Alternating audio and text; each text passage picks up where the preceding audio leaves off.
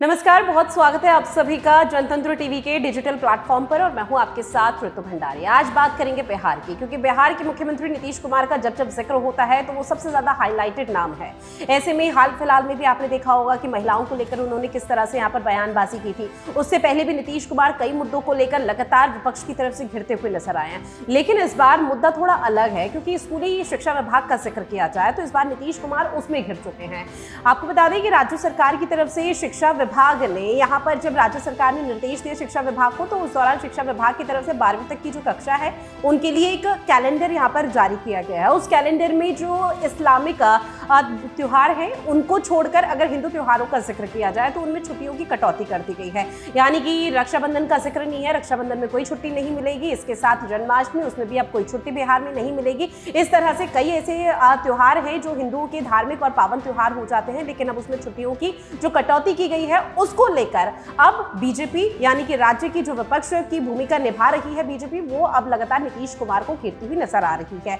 नीतीश सरकार को ये कहा जा रहा है, कई गंभीर आरोप लगाते हुए, कि वो बिहार को इस्लामिक स्टेट घोषित कर दे और इस्लामिक स्टेट घोषित करने के बाद जब जैसा मन करे फिर उस हिसाब से यहाँ पर चलाए। लेकिन इसके साथ ही आपको मैं ये भी बता दूं कि ये कोई पहला मामला नहीं है। आपने पहले भी देखा होगा जब यहाँ पर रोजा शुरू हुए थे उस दौरान तकरीबन यहाँ पर जो मुस्लिम लोग हैं उनको कई तरह की यहाँ पर छूट दे दी गई थी। उन्हें ये कहा गया था कि अगर जब वो अपना बार त्योहार यहाँ पर खोलेंगे तो उस दौरान ऑफिस या अपने निजी संस्थान में जब आएंगे तो उस हिसाब से आ सकते हैं जिसमें उन लोगों को सहूलियत हो। लेकिन उस दौरान आपने यहाँ ये भी नोटिस किया होगा कि नवरात्र का पावन पर्व चल रहा था, लेकिन हिंदुओं को किसी तरह की कोई बड़ी राहत नहीं दी गई थी। अब जाहिर तौर पर यह मुद्दा ऐसा है कि लगातार यहाँ पर घिरते हुए नजर आ रहे हैं, क्योंकि आज से पहले सिर्फ बीजेपी पर इस तरह के गंभीर आरोप लग रहे थे कि हिंदुओं और मुस्लिमों की राजनीति करती है, लेकिन अब तुष्टीकरण की जो राजनीति का आरोप है वो बिहार सरकार पर लग रहा है। हालांकि बिहार सरकार की तरफ से इस पूरे मामले पर ना कोई स्पष्टीकरण दिया गया है, ना ही कोई सफाई दी गई है, लेकिन जाहिर तौर पर यह मामला आगे आने वाले समय में तूल पकड़ेगा। और जो कैलेंडर की बात यहाँ पर की जा रही है कि इस कैलेंडर में किसी तरह का बदलाव राज्य सरकार को यहाँ पर करना होगा, राज्य सरकार ने फिलहाल ये मना कर दिया है कि किसी भी तरह का कोई बदलाव इस कैलेंडर में नहीं होगा। जो एक बार जारी कर दिया है वो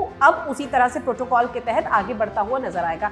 लेकिन अब आगे आने वाले समय में राज्य सरकार और नीतीश कुमार एक बार फिर से विवादों में आ गए हैं, और जिस तरह से ये पूरा मामला अब गहनता के साथ आगे बढ़ रहा है, उस अंदाजा लगाया जा सकता है कि बीजेपी इस मुद्दे को आगे भी भुनाती हुई नजर आएगी। क्योंकि देखिए, आने वाले समय में 2024 का लोकसभा चुनाव है।